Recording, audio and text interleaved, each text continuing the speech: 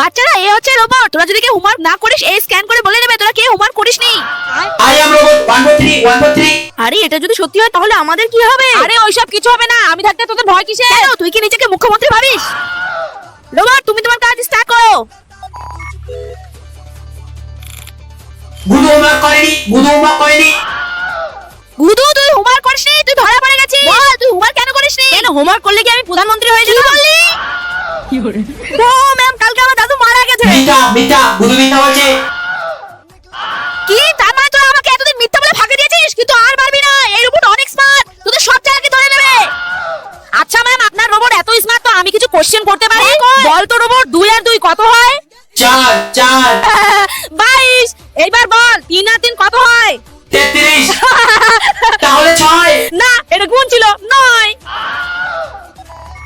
তারপর 2022 সালের আগস্ট মাসের 15 তারিখে ম্যামকে আমি কি হোমওয়ার্ক দেখিয়েছিলাম? English English. ওই দিন তো স্বাধীনতা দিবস ছিল, কোনো পড়াই হয়নি, ম্যাম তো আমাদের লাড্ডু দিয়েছিল।